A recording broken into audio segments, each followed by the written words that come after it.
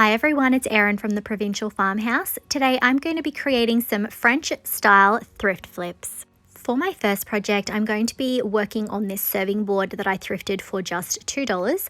After cleaning, I took out my 1-inch pointed round synthetic brush by Paint Couture. This is from their Capital Crafts range, and also Van Dyke Brown Antiquing Glaze.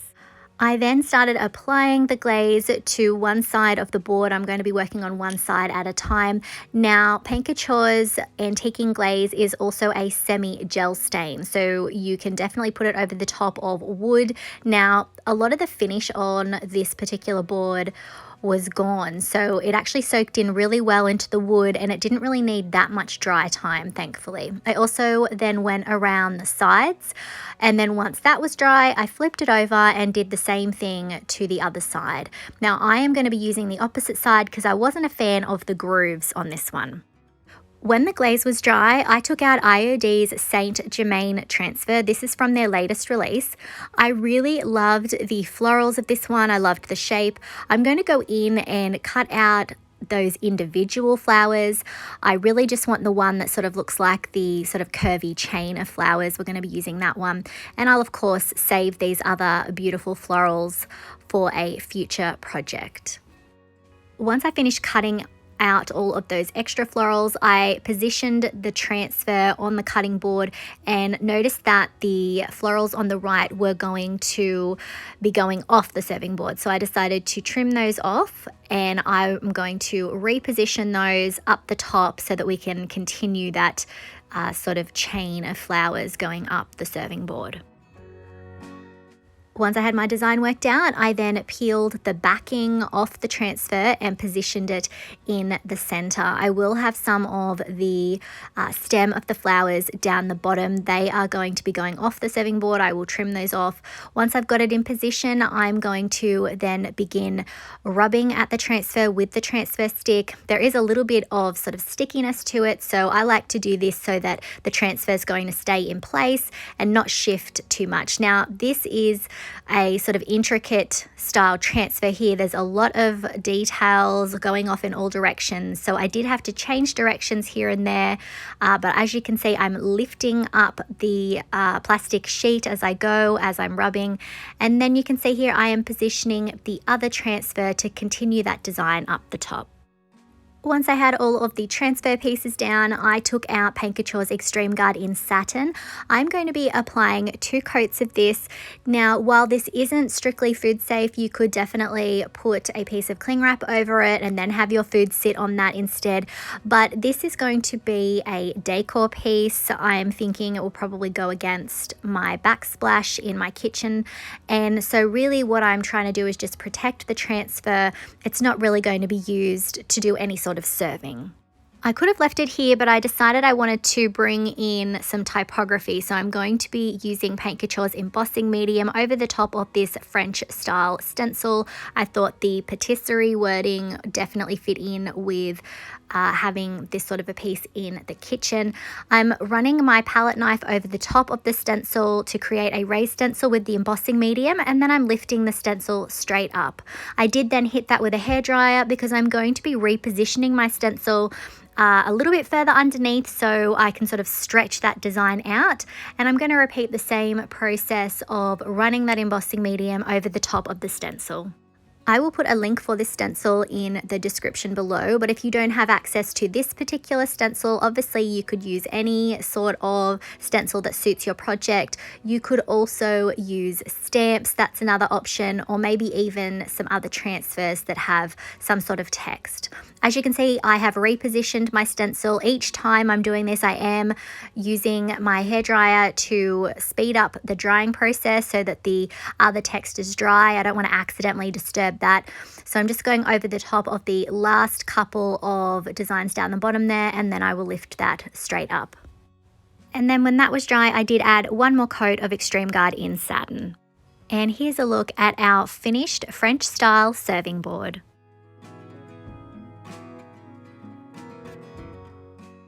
I'm really pleased with how this turned out. I love the combination of the florals on that darker wood tone and then the bright white of the stenciling. Let me know what you think of this in the comments.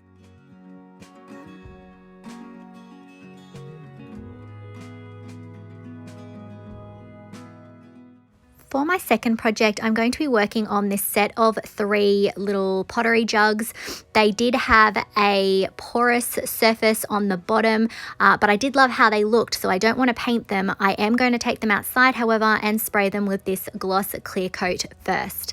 I then took out Paint Couture's Extreme Guard in Satin and my Floriography Paint Inlay. I'm going to be cutting some of the smaller designs from that one for this project.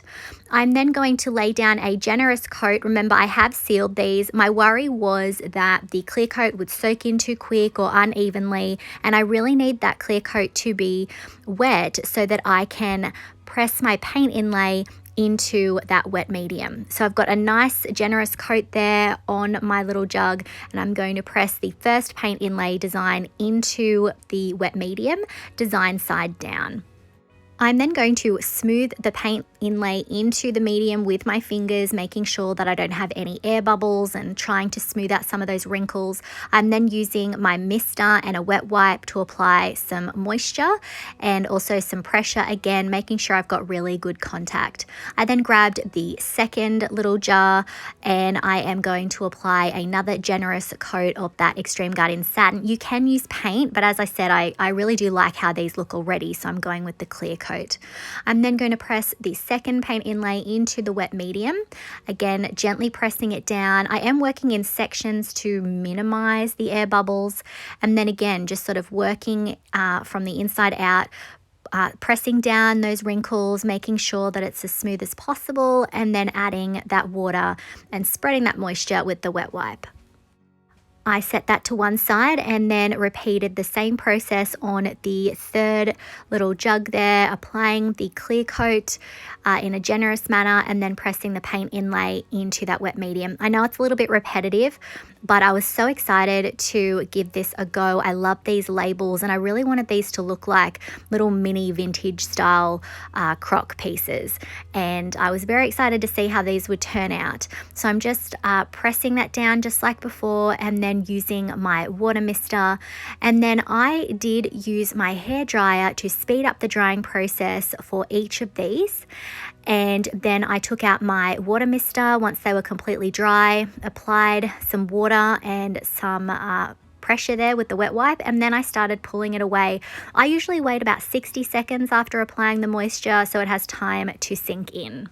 As I was pulling this away, I was so excited to see how this was turning out. It was exactly the way that I had hoped, and I just really love these. I think they really do look like vintage advertisements on this little crock. So repeating the same process for the second project, applying that water, giving it about 60 seconds to soak in, and then starting to pull it back. I am loving this paint inlay, but if you don't have access to this one, IOD do have a crockery labels stamp that you could use instead. I have done a few videos where I've used that to decorate little jars and jugs. But these are definitely worth a go if you can get your hands on them, because as you can see, they are just so beautiful, and even the parts that didn't necessarily transfer perfectly still look great in my opinion. So onto my final little jug there, I'm using my water mister to dampen it, giving it that 60 seconds. And then starting to gently pull that back to reveal the beautiful design underneath. I was so glad these turned out well. These are going to go in my home. They do match some other crocks and things that I have in my collection, and I'm so glad that it worked out.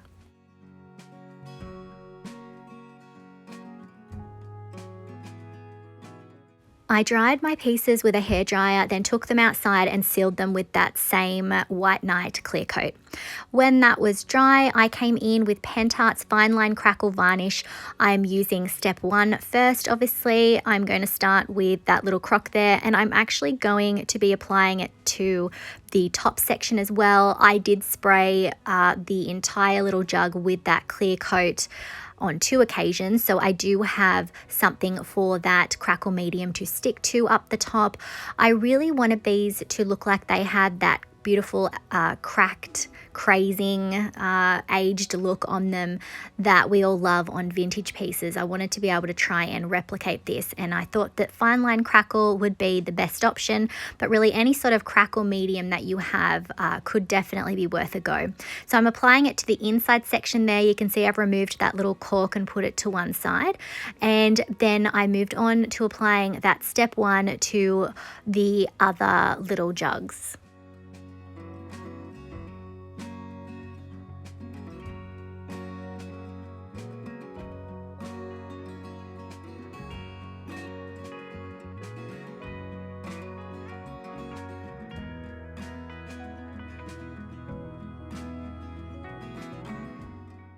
Once I'd finished applying that medium to all of the little jugs, I did speed up the drying process, and then I took out Pentart's Fine Line Crackle Step 2. I am going to be applying this in the same places as we have that Step 1 down. I am trying not to press too hard on my project. I don't want to disturb the layer underneath. And just like with all of the other projects, we're applying that part 2 to all of these little jugs.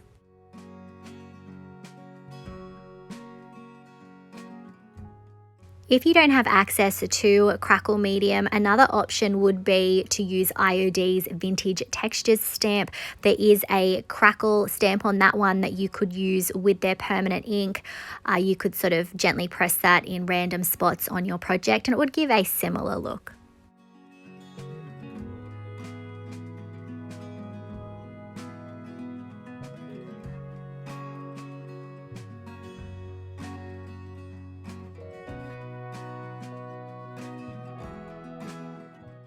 Once I finished applying that Crackle Step 2, I did then take out my hairdryer. I sped up that drying process. I find that I just get some really great cracks when I do force that drying process, but obviously it would definitely be worth doing some practice pieces if you're just starting out with Crackle to see what gives you the results that you want. When that crackle was completely dry, I took out Paint Couture's Aged Cafe Perfect Pigments. I'm going to be using a little brush, dusting off some of that excess, and then I'm gently running my brush over the top of my dry crackle medium there. And as you can see, it's picking up all of the beautiful cracks. This is definitely a fun one to do because it doesn't necessarily darken your project. There are a few areas that I got a little bit too much of that pigment there, so I am able to go in just really gently rubbing at that with a wet wipe. You don't want to use too much water though. And then I just sort of continued that process anywhere that I felt like I wanted to really bring out those cracks. I don't necessarily want to be able to see all of them. I do want this to have more of a realistic look, but I am of course working my way around. I'm going to go a little bit darker on the darkest sections up the top because obviously it's a little bit trickier to see those cracks given the darker background color. So I'm just going to continue to work my way around. Now you don't have to use pigments. You could use a sort of a dark wax for this particular step. Pentart do make a nice umber colored paste that you could use. It really is up to you and what products you like to use.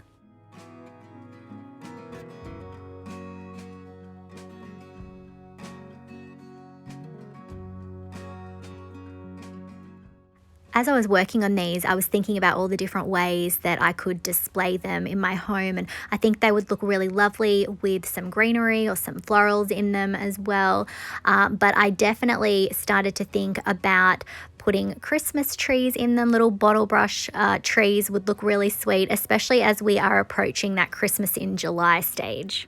But let me know how you would decorate with pieces like this. This is definitely something you could replicate with all kinds of little jars and jugs.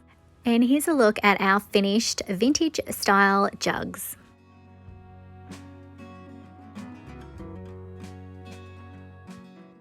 I love how these turned out. I think that they look authentically aged and antique. Let me know what you think of these in the comments.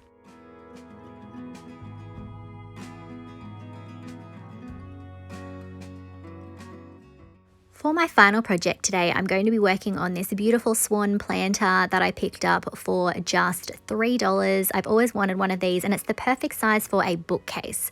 I'm going to begin by giving it a bit of a wipe down, although it did have a lot of marks on it that I couldn't get off.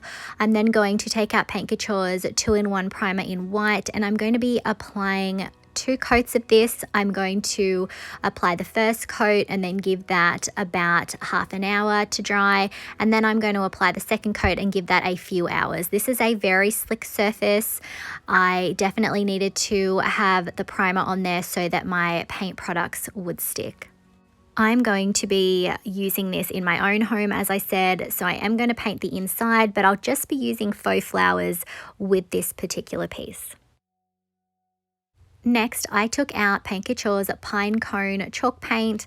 I'm going to be combining that with my Salt Wash texture additive there. I'm going to pour out some of that pine cone into a container, and then I decided to add a little bit of Paint Couture's Pitch Black Chalk Paint. I want to deepen and darken that brown so that it's a bit darker. It was a little bit too light without adding a little bit of that pitch black. I'm then going to start adding some Salt Wash. I think I ended up adding equivalent of maybe a capful, but I was just adding it a little bit at a time until I was happy with the consistency. I then moved on to adding it to my surface there with a chip brush. This salt wash can be quite tough on your brushes, so definitely don't use your good brushes if you're going to use it. As you can see, I am dabbing and stippling that texture there onto my project. My vision for this was to create something that looked like it had been sitting in the garden for years. I really wanted this to look more like concrete or even stone, and I wanted it to have that darker color underneath. So definitely think about your final product and think about the layers that you need to be able to achieve that. So I'm laying this down to get some texture, but also so that if I miss some areas, it's going to look like the layers have worn away over time. I'm also adding that to the inside of the little planter there as well. And then when that was dry, I took out Fusion's Hotel Robe Milk Paint. I'm going to be measuring out about half a capful there into my container, and then I'm going to add an equal amount of water to that mixture. I am then going to stir that well, and then I'm going to begin adding it to the surface. So as I said before, I don't mind if I have areas that aren't covered with that milk paint. And I do end up doing 2 coats. Obviously we have quite a dark color underneath, so I did need the 2 coats to get the coverage that I wanted. I really love using milk paint when I'm working on projects like this. I love the texture and the age that it brings. It's definitely one of my favorite products to work with to get that aged, worn look. So as you can see, I'm just continuing to apply that paint around the entire outside of my project. I am obviously also then going to work my way into the inside. I'm going to be painting the inside of that. And to achieve more of an aged look, I did then take out my hairdryer. Speeding up that drying process can definitely help achieve that wonderful cracked look. And this is a process I repeated after I applied the second coat as well. As you can see here, I've achieved some lovely crackles. We've got a chippy sort of a look happening here, some wonderful texture.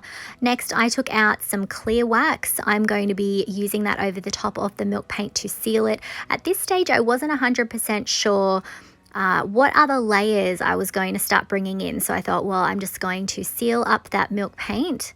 I originally felt that I was going to be able to achieve what I wanted with just using colored waxes. So that's why you see me sealing it at this point. I do end up adding in some other layers a little bit later, but at this point I've applied that clear wax. I am then using a paper towel to wipe it back and sort of buff it back a little bit. And then I took out a brown wax and I'm going to start applying that in certain areas. I do have that clear wax down, so it does make it a bit easier to then pull it back. As you can see, I'm pulling some of that away. I wanted it to give us a little bit more definition. I want to be able to see those feathers a little bit more clearly. But again, as I said before, I want this to look weathered and worn. I want it to look like layers of paint have worn away over time or become discolored, and adding this wax can definitely help achieve that. So I'm just going to continue to add it wherever I think I would see that sort of natural age starting to appear. And if I get too much of a build-up, I am able to use some more of that clear wax to pull it back and sort of almost erase it.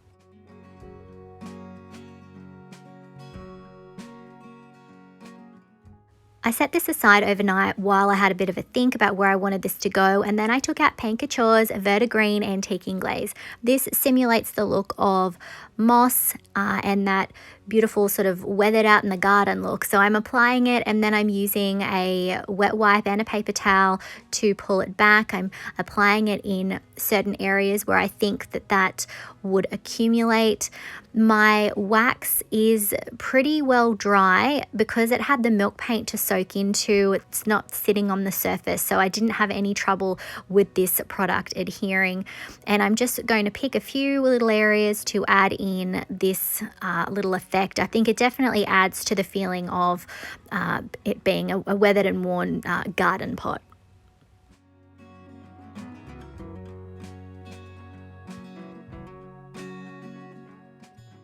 As I was doing this, I did then decide that I wanted to define the little beak of the swan a bit more. So I'm going back in with some more of that salt wash mixture that we used in the first layer, and I'm just concentrating it on the beak of the swan. I wanted to define it a bit more and be able to bring in a little bit more of that. It's almost sort of like a rust color in some lights, in my opinion there, and I really like the effect of it.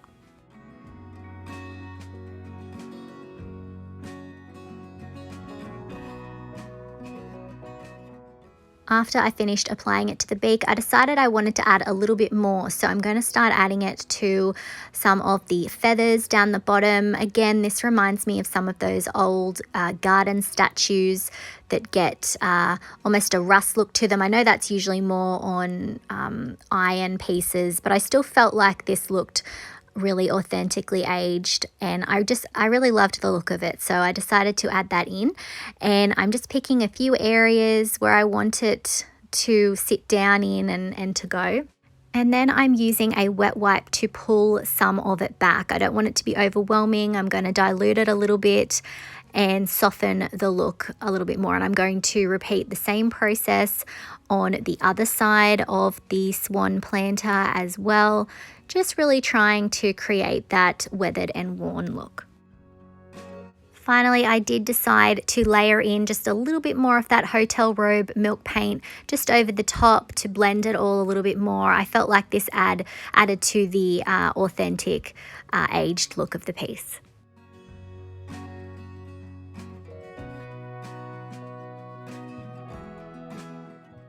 I also then decided to add a little bit more of the milk paint on the swan's beak section, and then when that was dry, I did go back in and I sealed the areas where we added more of the milk paint. I sealed that with some more of the clear wax. And here's a look at our finished swan planter.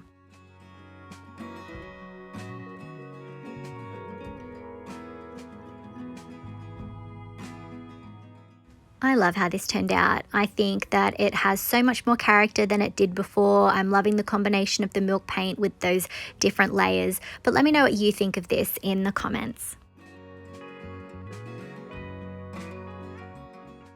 I really hope that you enjoyed today's video and that it's given you some ideas on how you can transform thrifted finds into vintage style home decor. Let me know if you had a favorite project from today.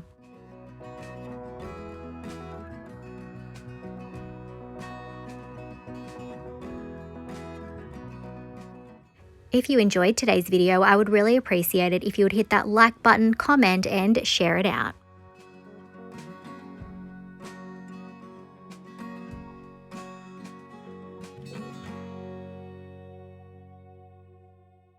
If you haven't already, I would love it if you would hit that subscribe button and the notification bell so that you don't miss out on any of our videos. You can find a full product list in the description below and my affiliate links. Thanks for watching.